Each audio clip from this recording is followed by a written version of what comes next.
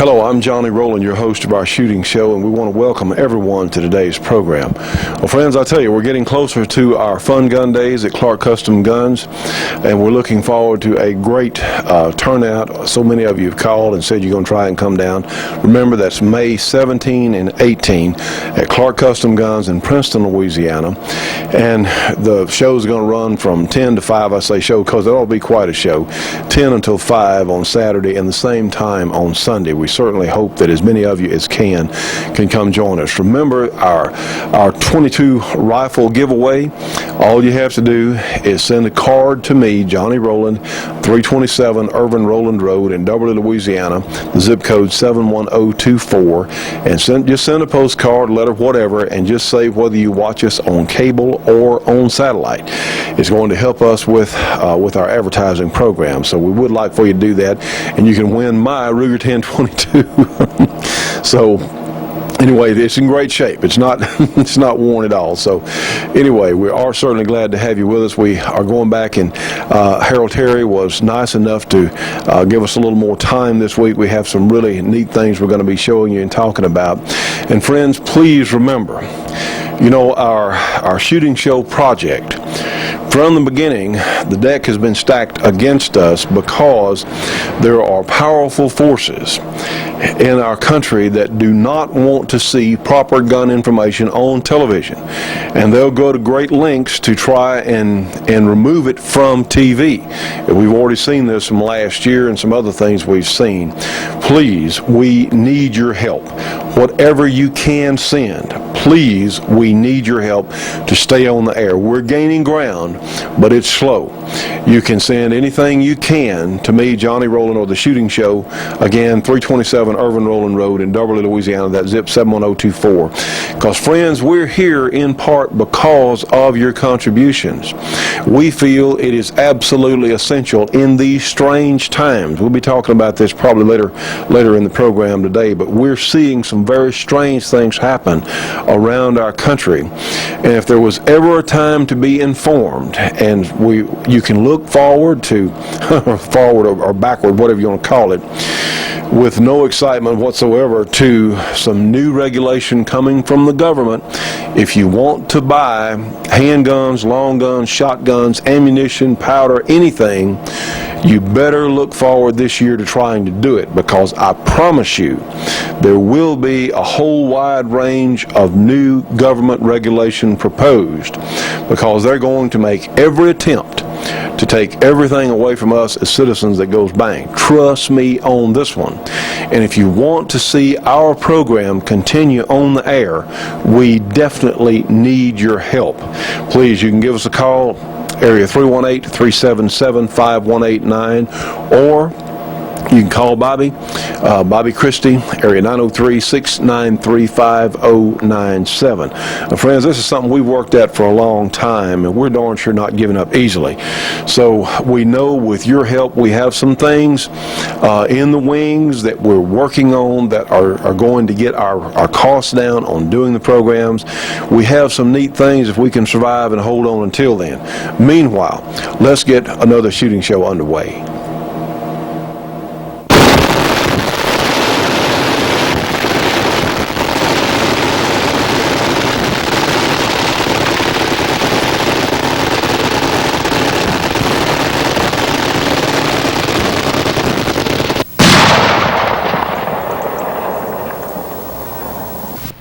Well, friends, we're down today again. Our good friend Harold Terry has been nice enough to take a little time, because certainly he is a fan of our project. And Harold, of course, all your adult life you have made an effort to show people the proper ways of shooting, to educate as many people as possible. True, yeah. Well, just like you and I were talking a moment ago, that's one of your primary functions has been for a number of years as a teacher about firearms and gun safety. And you know, friends, in a lot of areas around our country, we now can get concealed carry permits, and so in a lot of places where there are people who are armed, something like happened on that subway train up in New York or New Jersey, wherever it was, where the man got on there and he killed several folks. and everybody was hiding under seats and carrying on. If one person had been armed, just like out in Luby's cafeteria when the man drove the pickup truck, well, probably if he had known that there would be people in there who were armed, he probably wouldn't have driven his truck in there, would he, Harold? They pick a situation that they can control. Everybody wants to control it. That's a robbery or whatever there is, controlling. Well, that's an interesting point. We're watching, of course, videos from time to time on the news about robberies at gas stations or at convenience stores and things. And I think we need to talk about that, because now you have a fair number of not the chains, because we know what happened to the guy who captured the robber a while back, and he got fired. So that one particular company, which shall go unnamed, but you have mom and pop operations, and I have seen tape, and just like you have too, of watching a robber come in, and the store owner say, here, take it all, and then the robber turns and just for fun shoots them down. So I'm sorry, Ann Landers, you're wrong. Just to lay down and give in and give up, say, oh, well, if you give them what they won't maybe hurt me. Now, that's not true, is it, Harold? At one time it was, Johnny. Really? At one time, but now they don't want any witnesses. So they're going to take it, and they're going to shoot the person and try to kill them. Well, realize, friends, we're talking about someone who is going to walk into a 7-Eleven or a store and rob them, armed robber anyway. Good chance he's high on drugs, isn't it, Harold?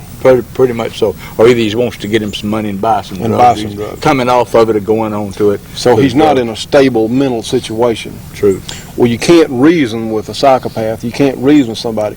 A few days ago, we heard about a tragic case of a young girl up in South Arkansas, actually, that a man, she was out in her yard, and you know the one I'm talking about, and man walked up, and he was kind of polite, and he wanted to use her phone, and sure enough, she let him inside, and he kidnapped her and killed her, and he told the police it was because he needed money to buy drugs. And he didn't have to kill her, didn't have to do that, but he did. And friends, what we're going to have a little demonstration today. And Harold, you said there are two ways to approach trouble or deal with trouble. What was that? Well, we have the minimum and the maximum, Johnny. Minimum is to run. Maximum is deadly force. So what we try to do is to fill in between the escaping or running off, letting them have what they want, or either at the last thing that we do is use deadly force. I don't advocate it, we teach it, but I believe a way to get out of it, a way to let them take the money and run. But as soon as the storekeeper gives them the money and he sees the opportunity, he should run out the back door or get away from them. And the longer he stands there, the more they think about it, and they probably end up shooting him.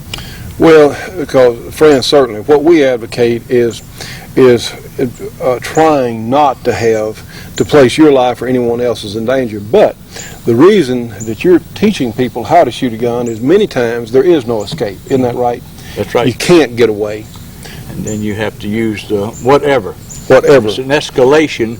We teach an escalation of force from the conversation on up until the use of deadly force, and how it escalates and what you should do along that time frame.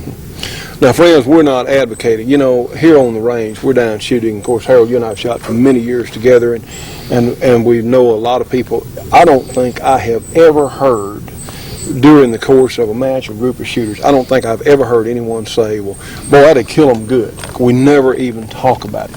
We never talk about it. The only reference that we ever talk about is maybe stopping power of a particular. Because, friends, that's it. We as shooters are not bloodthirsty. That's the last thing we want to do. But we have to remember, sometimes there's no place to run and no place to hide. You've got to make a stand. That's true. And so if you have to do this, whether protecting yourself or your family or your home, you want to be able to have some training, some idea of how to go about it. Now, Harold, let me ask you something. How often, to be proficient with a handgun or whatever kind of gun, how often should someone go to the range and shoot?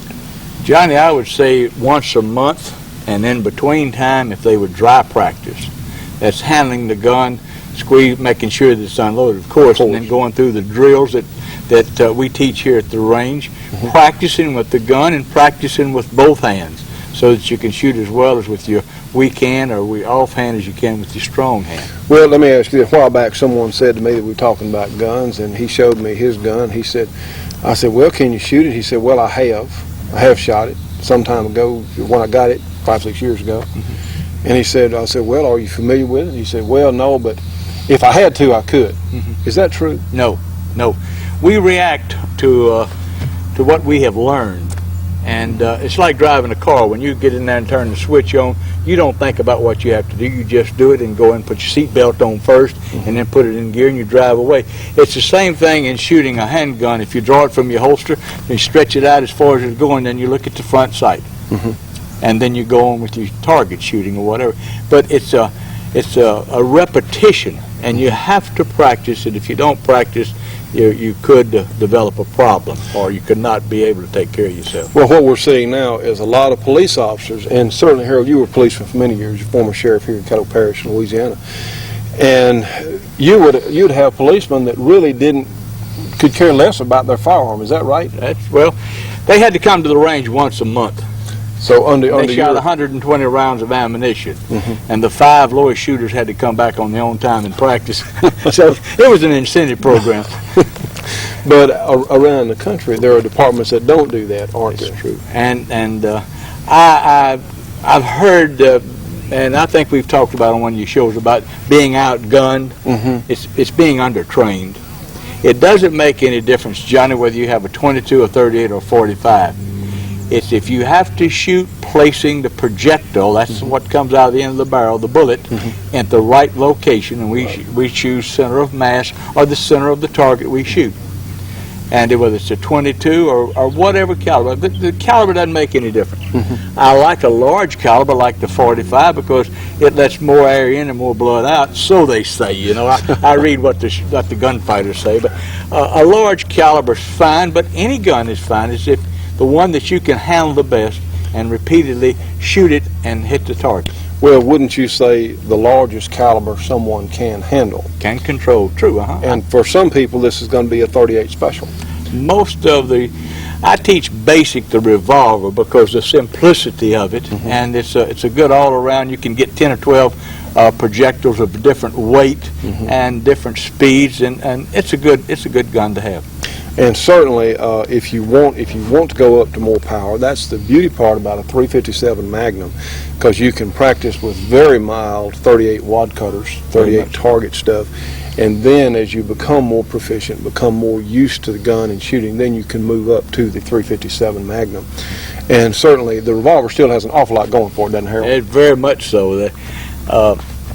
You know, they say speed's fine, but accuracy's final. Mm-hmm. Bill Jordan will tell you in a heartbeat that a revolver is far superior to a semi-automatic. He was a border patrolman for many years, and that's all they carried was revolvers.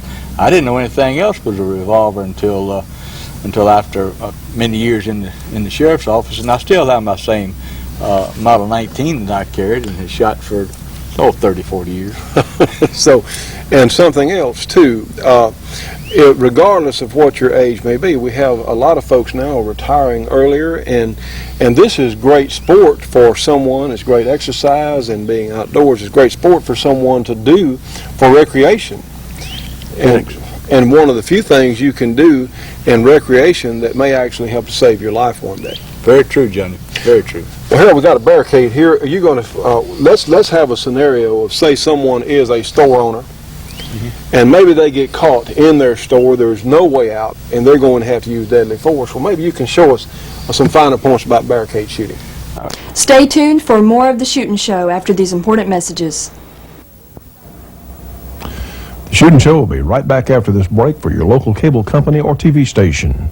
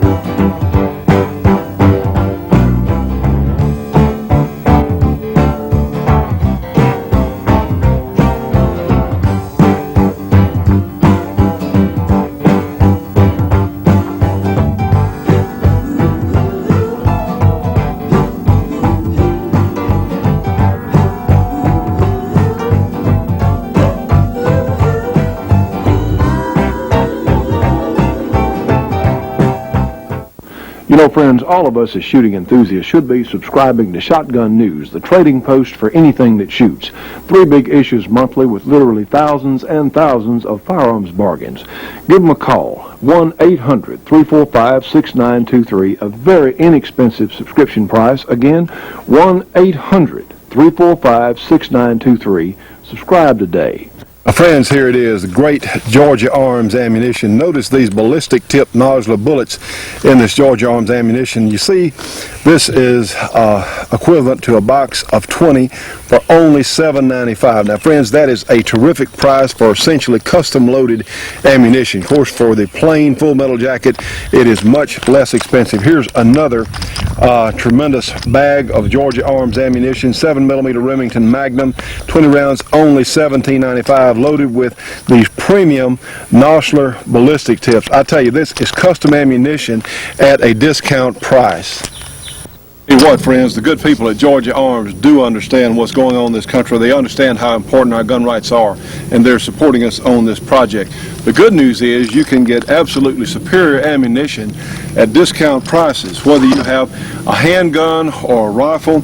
If you want to take that big hunt, you can afford to practice with your rifle as well as use that same ammunition on the hunt because they are so reasonably priced. These are some of the nicest people we have ever met in this business, bar none, and they're down in beautiful Villa Rica, Georgia. So please, friends, if you would, you can get a free catalog with a free phone call. That's as good as the deal gets. A free catalog, free phone call, 1-800-624-6861. Again, Georgia Arms, 1-800-624-6861. And please tell them you saw it here on our shooting show. Johnny, we've moved around to the left side of the barricade because I am left-handed. I'm going to be shooting a 6-inch barrel 357 Smith & Wesson stainless steel. I'll be shooting 125 grain the copper jacketed hollow point. Now, in loading, I put my thumb through left hand, and I have the pouch for my right hand for my extra cartridge. I found that loading 2 at a time and spinning the cylinder so that the cartridges that you're going to load will be right up on top.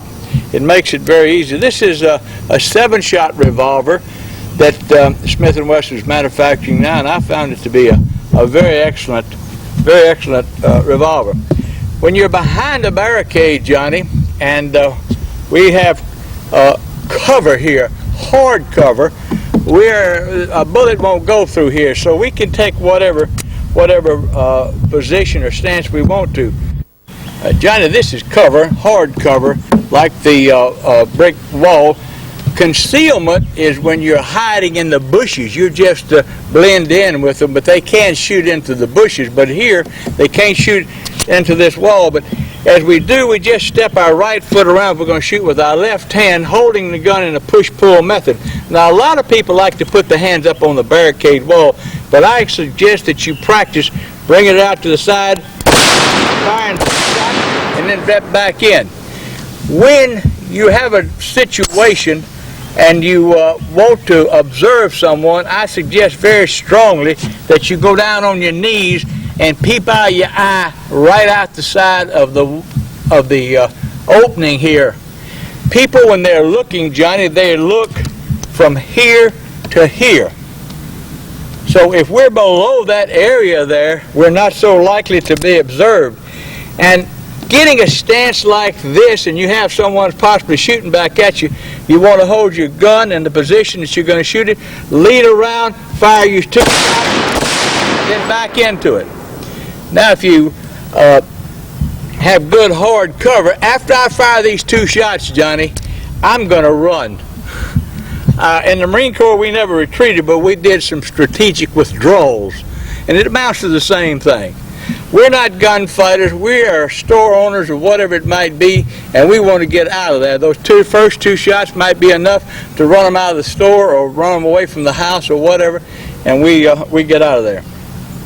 Well, I noticed you fired 2 shots, and this is, if a store owner is going to carry a gun or someone in the store, they can't think about it as a security blanket or as a a badge or something. They've got to really consider Because when those bullets, if you have a store and people in there, you got to know where those bullets are going to go, Yes. right? Know each side of the person you're shooting at, know what's on each side of them and what's behind them. Well, because, and this is another thing, you need to consider ammunition. Now, for personal defense, any sort of defensive role, whether you're a policeman or a citizen, you strongly need to consider a jacketed hollow point bullet, because the hollow point is going to expand, hopefully, in your target.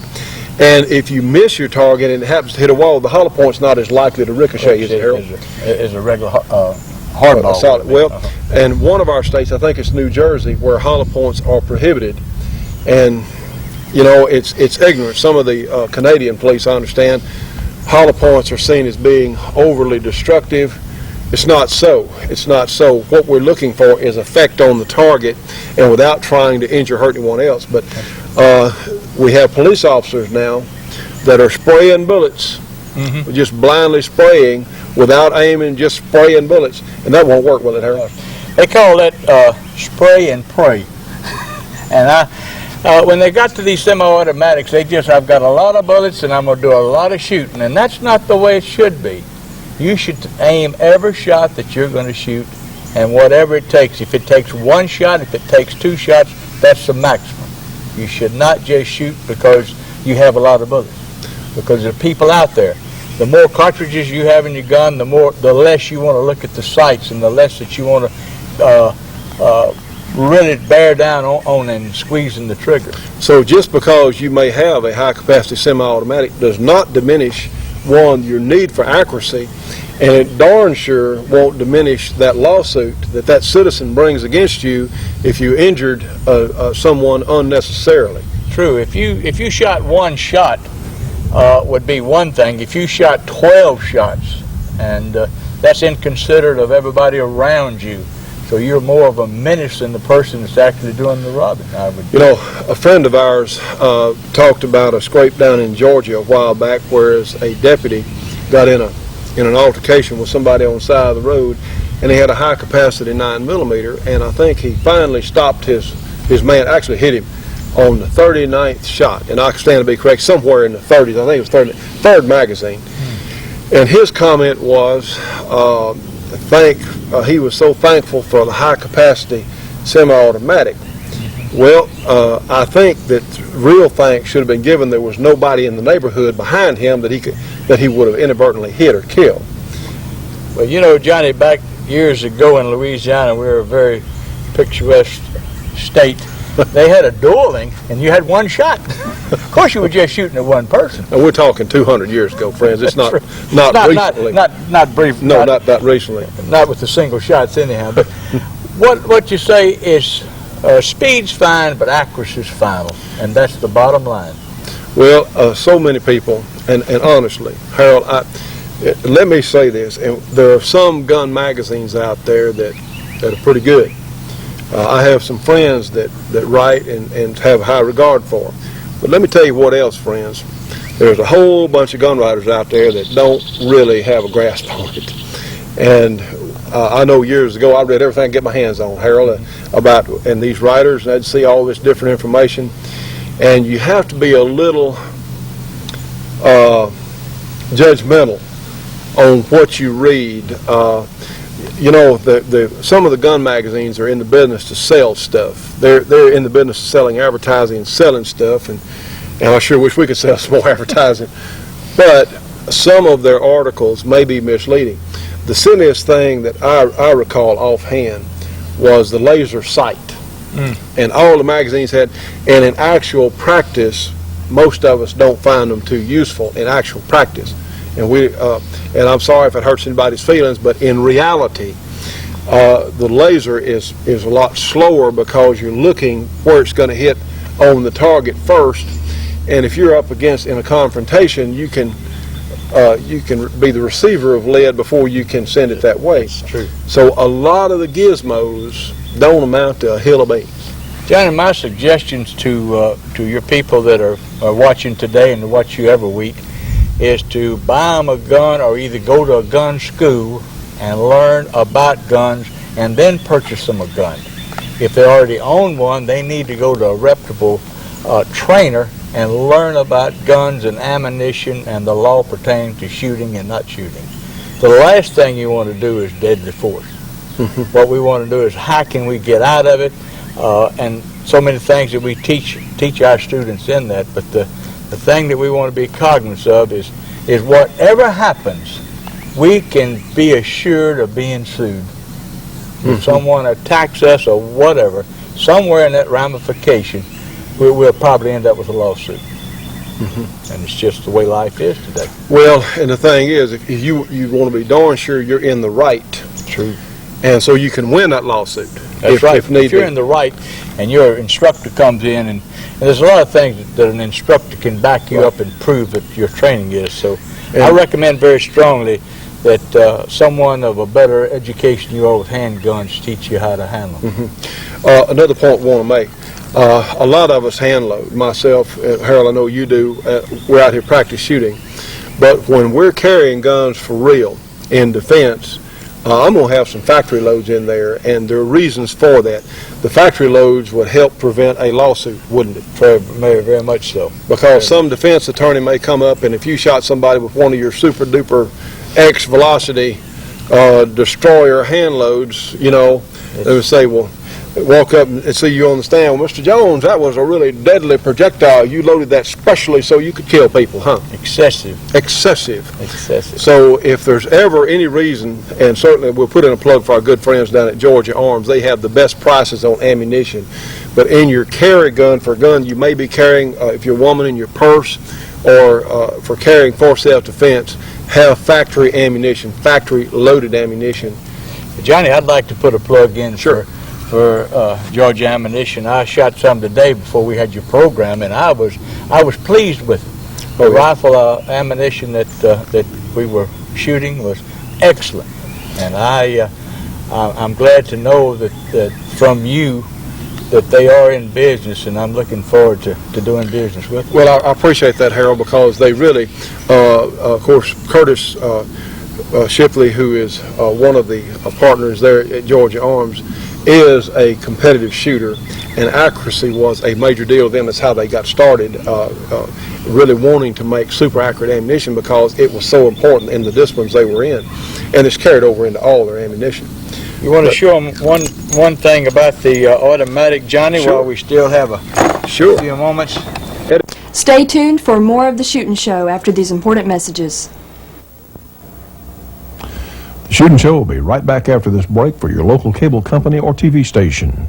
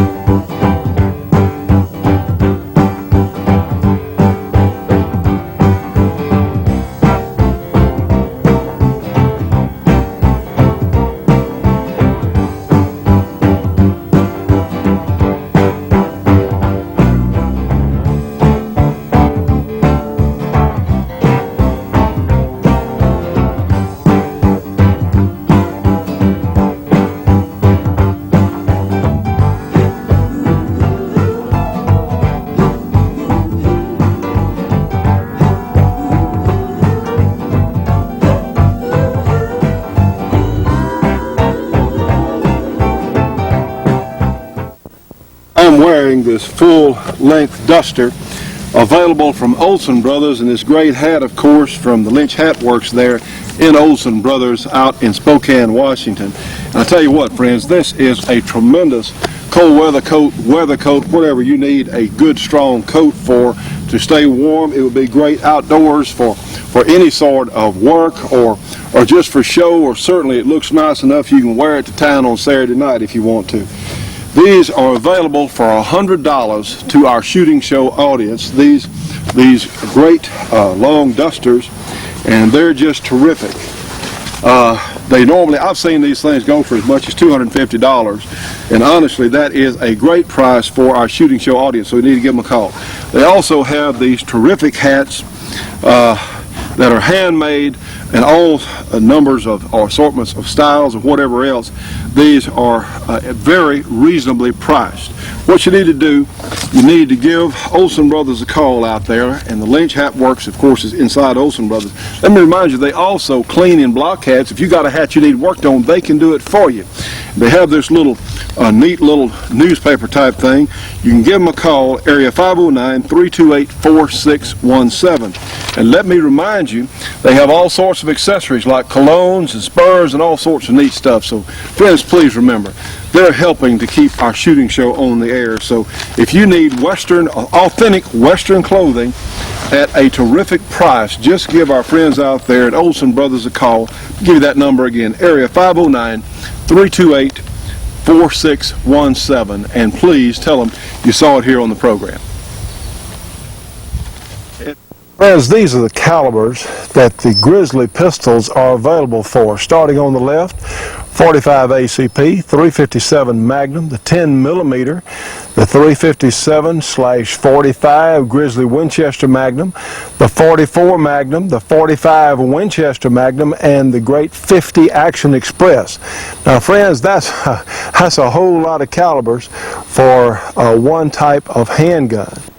And also, friends, you can own one frame and get a number of conversion kits for your Grizzly pistol. Also, they have leather, magazine carriers, tremendous accessories for these great 1911 styled Magnum semi-automatic pistols.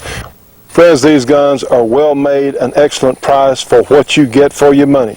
Also remember that the good folks from Grizzly make the big bore single shot bolt action long range target and hunting rifle and 50 Browning machine gun caliber and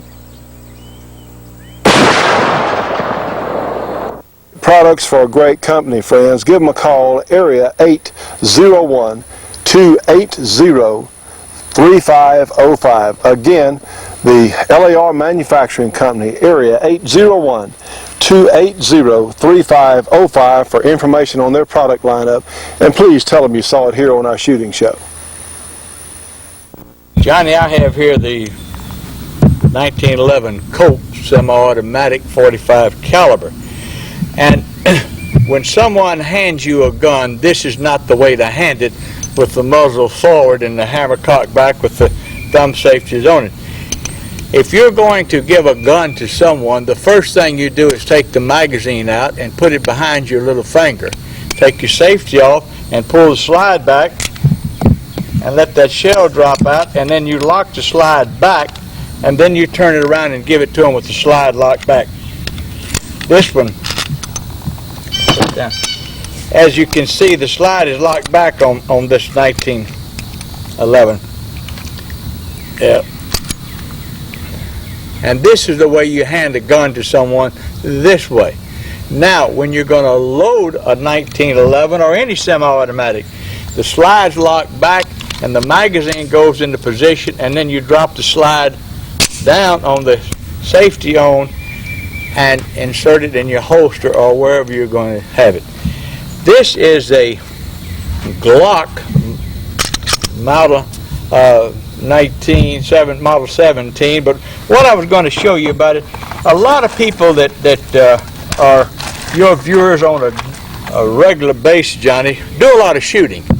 I suggest that they have their live ammunition and what we call a dummy round. That's with the projectile in it, no powder inside, and an empty primer. You'll find that in shooting, If you'll take a box of ammunition and 5 or 6 dummy rounds, you'll get a lot more practice out of it. Because what I'm going to do now is I have a live round, then I have a dummy round, and then I have a live round. And what people will do, will it be all right? What people will do is they'll fire the first shot. They'll fire the first shot, Johnny, and then they'll fire the second shot, and the wrist goes down, and they wonder why the shot went into the bottom of the target. That's where that dummy round pays off. We eject it out, then we fire the next shot right in the... So if you have your dummy ammunition along with your live ammunition, and when you get through practicing, Johnny, tell them to always pick up all the dummy rounds and put it in a bag so that when they load their gun, they load it with good ammunition.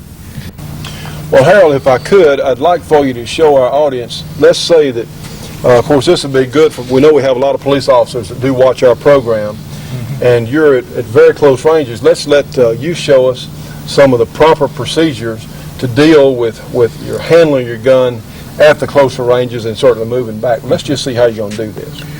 Johnny, there's 2 positions that we'll have. If we're this close to a person and he's grabbed us or whatever, and we have to pull our gun out and we just run over to shoot him. Now, we can step back. If he's here, we break loose, we step back and shoot him. Or, as we go back, we're starting off right on it. We break away, he draws his gun, we draw ours.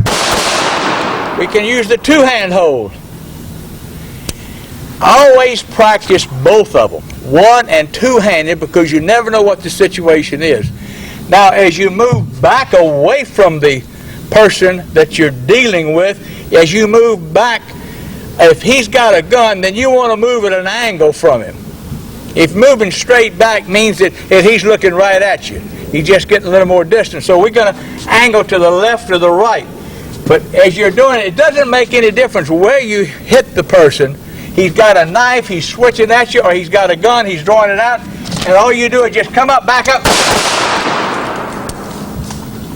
and you move right on. Harold, of course, you're talking about it doesn't matter where you hit them at this range, am I correct? Mm-hmm. Because you're still talking within a central area here, and this is what we're looking for is a target area to stop somebody, and you're talking about your chances of hitting this at ultra close is real good, right? That's just true. This is the tremendous shock that's set up with this 45 projectile.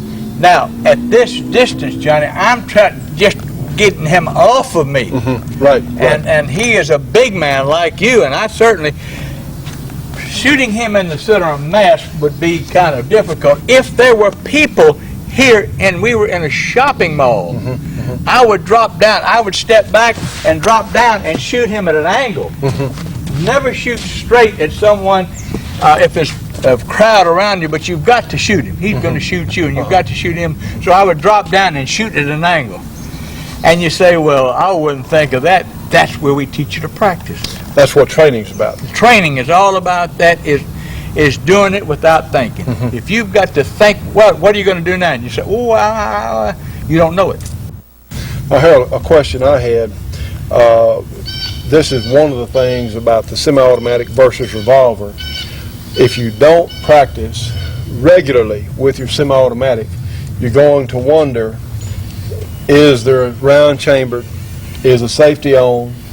How does this thing work? You don't have time for that, do you? Mm-hmm. Because as an officer, and certainly in the military, you actually know what it's like in a real confrontation, and funny things happen in your mind sometimes, don't they? True. And simple is better. That's right. The revolver. Keep it simple, stupid is the KISS program. Uh-huh. We have a scenario with these 3 people here, Johnny, these 3 targets. Mm-hmm. We have a scenario, we set up one away from him with a shotgun, a pistol, and then standing about 3 feet from him with a knife. Which one would you shoot first? Shoot the man with a knife. Because he is there where he can slice you. Mm-hmm. If the man with a pistol is there and the man with the shotgun is second, I'd take out the man with the shotgun because I can handle a pistol projectile in me a lot better than I could a shotgun blast. There's no discussion about it. Mm-hmm. And the man with the knife, he'd probably throw it down and run. Mm-hmm. So whatever scenario you're dealing with, and we do a lot of them here, in order to say, if I have this situation, what am I to do? Okay, good point about the knife. The knife should really be taken seriously as an offensive weapon. Very much so. This is a reactionary gap 4 to 6 feet. At this distance, Johnny, I have my knife on you before you're ever ready to even think about it. When you hear the click, you're cut.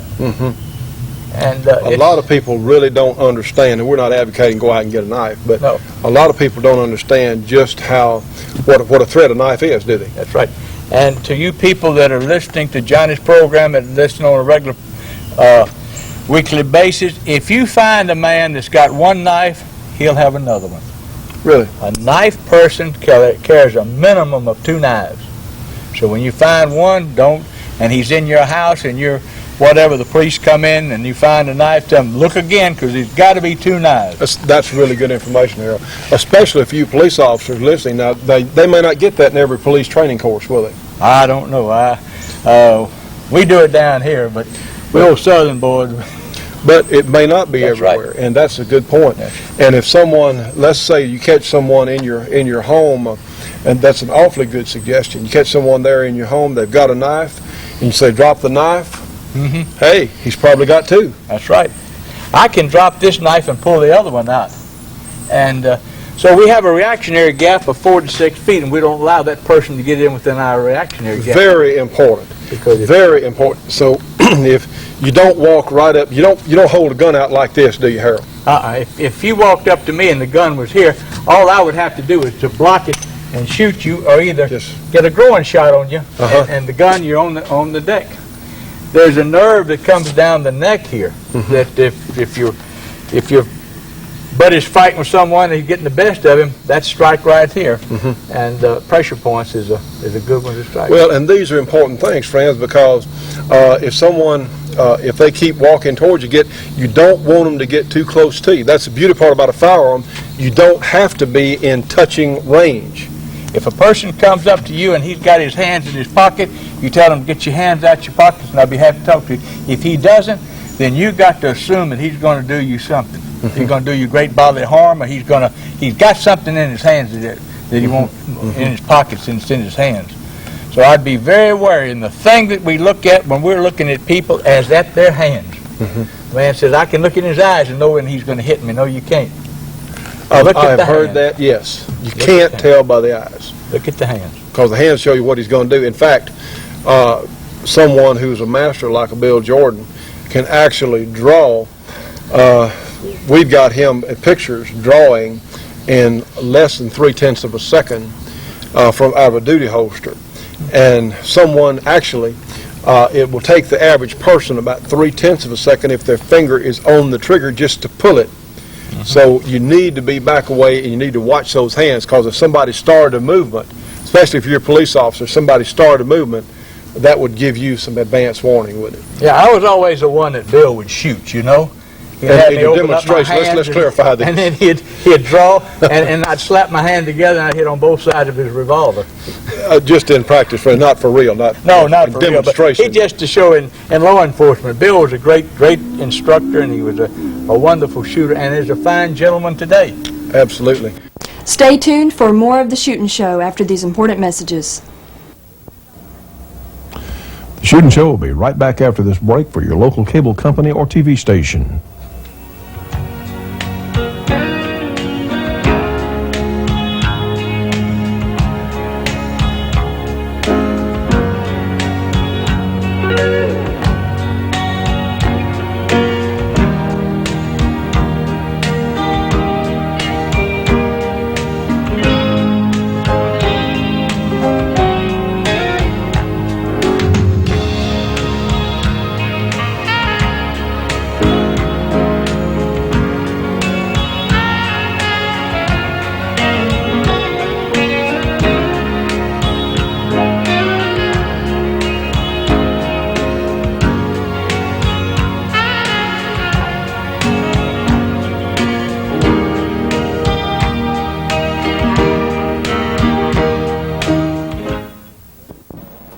Friends, I want to remind you about the first annual Earlene Mandrell Celebrity Shoot. It's going to be June 27th through the 29th in Evansville, Indiana at the Evansville Gun Club. For information, give them a call, area 812-768-6370, or you can fax them for information, area 615-230-7031. Also remember, Earlene's going to be here in Louisiana for our Fun Gun Weekend out at Clark's, May 17 and 18. If you'd like to meet her then, well, come on down. We'll be certainly glad to have you.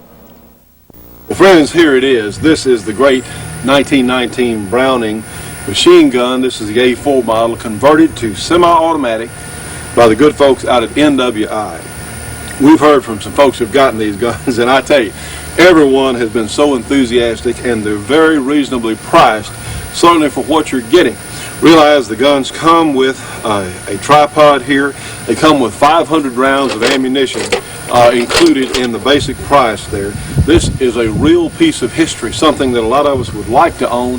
And trust me on this one, we're not going to be able to own these forever. We're not going to be able to get them forever. So if you've been thinking about getting one of these, I would certainly try and put it in my budget, try and put it in my future there, because I just don't see the availability of these guns for a long, long time. Certainly we can do it now. You have an opportunity. Also remember, they also have the great A6 version, which of course has a shoulder stock. You can even get a scope for these guns that of course they will shoot with remarkable accuracy. They are available in 30-06 chambering. They will be available in some other calibers. That's what they're out there working on now, is making them available in some other calibers. Remember that NWI has a tremendous deal on surplus ammunition. They will sell you linked ammunition for only 18 cents a round. That's $180 a thousand. This is a real bargain. But remember, this ammunition deal will not go on forever either. So friends, I tell you, this is really an opportunity to own a terrific collectible, to own a piece of U.S. history. This is one of the finest examples of John Browning's design genius, and they really are also, besides being historical, besides being a tremendous piece of equipment, they're also a lot of fun. Please give NWI a call today, area 503-429-5001. Again, area 503-429-5001. NWI, call about the great deals available. They'll even break up your payments, help you afford one of these very fine guns. And give them a call today, and please tell them that you saw it here on our shooting show. Johnny, we've been talking, and a lot of people say you double tap your targets. Now that means to shoot each one of them twice. But realistically, if I had three people here, the first man had a knife, the second one had a pistol, and the third man had the shotgun. And we're in close here because of our camera and all, but I would shoot each one of them once, but due to the fact that at the time I shot this first one and second one, double tapped them, then the man with the shotgun in the back had double tapped me 3 or 4 times. So what I'm going to do is I have a delay here on my timer, and I'm going to mash the button, and when the buzzer sounds, I'm going to draw and shoot each one of them one time, because I want them to stop what they're doing. They each have knives, guns, pistols, and shotguns on me, and I want to do something about it. Here we go with the run. Now I came on back up and down the line after I got to the last man down there. That might be what you call double tapping. But put a shot in each one of them, and then when they come back down the line, you can shoot them again. And that took 2 32 Friends, of course, what we're talking about is a confrontation here that more and more police officers are finding themselves in, and certainly now some homeowners, because there are gangs out there. There are some dangerous people. You know, Harold, we're even seeing some women today. When people start using drugs, it doesn't matter. They'll be just as crazy if there's a woman as there are a man. And you mentioned something about if one of your attackers, and you know, friends, when we talk about someone attacking you, threatening your life, we're not talking about a person, we're talking about an animal. At that point, when they begin to attack you, threaten your life or your family's life, we're not talking about a logical person.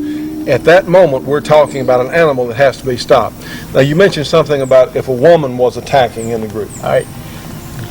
Generally speaking, the way they're dressed today, unless they have a purse, their gun is either up their dress, and please understand what I'm saying, and down their bra. And it's going to be a small one, or maybe a large, whatever, but they would be my third choice. And after I had done what I needed to do on any of these two, then I would tell her to hold it and have her stop right there. If she made the overt act up her dress or down her bra, then I'd have to see that gun come out. And then, but when I saw it, I knew what she was going to do. That gun has got to be seen for me, Johnny. Okay, question, Harold. If a police officer is arresting, or a security guard is trying to get someone to stop, or someone's in your home and you catch them, you draw your gun, what do you say to them? What will you say, halt or stop, or what would you say? Get out!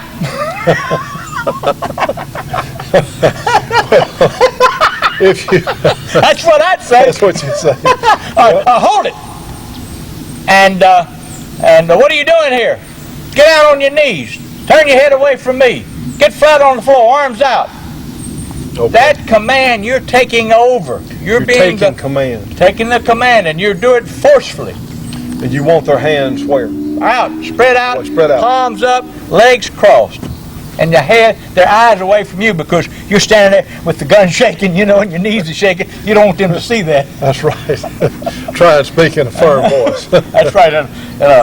Taking command of it, a control voice. But if you turn on the light and he's there, and give him a chance maybe to get out, what's he going to carry? He can't carry nothing worth your life. And this is my philosophy. Please don't let your audience think that I... this is something to consider. That's right. Consider all the ramifications. I asked the question to a lot of my students, what room would you run to if you didn't have a gun and you were broken into, and you hear someone breaking down the back door? What room would you run to? Everybody says the bathroom because it's got a lock on the door. Run to the kitchen. That's where all the knives are. It's simple. Simple. Simple. You know where your kitchen is, you can find it in the dark. Or go get you a butcher knife. Or if you want to run out the front door, fine, but there might be one at the front door. Arm yourself before you exit the house. And certainly a butcher knife is a whole heck of a lot better than nothing at all. Another story. Another story. Run me to Dallas for the butcher knife. Well, Harold, I tell you what, again, I want to thank you for your expertise in taking time, because these are practical things that we just don't see anywhere else on television, certainly realism, and that's part of our job, is to supply some realism and some real facts, certainly from someone like Harold, who really has been there, and certainly as a police officer all these years, and a trainer, and certainly a military background. But we're trying to help you folks out there learn to deal with whatever you may have to face, and these are some real things, and certainly Harold's information is correct. He is one of the tried and proven. So we hope certainly that we've helped some folks, certainly give you some things to think about. Now, friends, we want to welcome a new sponsor to our program, and this is the Boresight Target Company. And they have literally all kinds of life-size targets, like this groundhog, like this turkey, even three-dimensional. See the head pokes out there. But and they're freestanding. They have a little kit there that comes with them that you can stand them up on the ground. It's very, very simple. And of course, you can reshoot these targets many times. Just a little masking tape to straighten it up. Of course, it'll stand. Just tape over your hole there and shoot it again. These are excellent quality targets. They have literally all kinds of animals. We've got a bear here somewhere. And also, we have certainly for the training academy type things, a lot of police officers watch this program, so you fellows pay attention. The Boresight Target Company has the best prices that I'm aware of, certainly very inexpensive for these high quality cardboard targets. And some of you as police officers will be very familiar with this X-ring target here, and certainly this target here is commonly used by police officers in training. Also for self-defense academies where people are taking the concealed carry law, targets like this are very desirable, because heck, we need to know kind of where we're shooting if we're going to carry our gun in self-defense. Another thing they offer is shotgun patterning targets. You'd aim here at the little clay disc sticker or whatever they have stuck on. They have birds. This happens to be a clay disc, and this way you can tell where your shotgun is patterning. Really neat idea, and honestly, the quality is far away from what we've seen by many companies. It's excellent quality. Friends, here's what you need to do. Of course, realize they have deer and bear life-size targets, just like this turkey here, and they have rabbits and squirrels, and of course the pattern here gives it a 3D effect, and of course a little poke out head there. Anyway, you need to give Boresight Targets a call. Here's their number. They're in New Washington, Ohio. Their number is area 419-492-2175. Again, area 419-492-2175. Or you can try their 800 number, 1-800-200-9690. Again, 1-800-200-9690. We really do appreciate their participation because they understand the importance of keeping information about shooting and guns, true information, on television, and this is the best way to do it on this shooting show. So friends, please give them a call. They have some great prices on these targets. You will not be disappointed. They're also very nice people, so we're going to support them because they're supporting us, helping to keep our show on the air. Well, friends, we hope you've enjoyed our program today. We want to thank Harold Terry for his time. He's a very busy person. We appreciate his time on today's show. I want to mention Custom Leatherwork and Saddlery in our shooting show support group. They do all kinds of special work on saddles and leather, also harnesses for guide dogs. You can give them a call, area 504-667-9225. Also, want to remind you about our shooting show Fun Gun Days here at Clark Custom Guns locally, May 17 and 18. It's going to be a great time had by all. We certainly want to invite you down here to Clark Custom Guns for our Fun Gun Weekend. If you want to reach us on the internet, you can do so by dialing up there www.advantage-outlet.com/shooting-show, and you can email me at j1roland@aol.com if you'd like to email me. And we want to thank everyone for being with us. Of course, listen to our radio show from noon until 2 o'clock on Sundays on the American Freedom Network. That's GE1 Channel 7, 5.8 audio. Also, our gospel show on Sunday morning on G4 Channel 14 from 10 to 10:30 Eastern Time. Friends, I tell you what, we have a lot of work in front of us. We need your help. Whatever you can do, please send to us if you can. We have some things, if we can just get over the hump here, it's going to be much better for us. Thanks again for being with us, and we'll see you on the next show.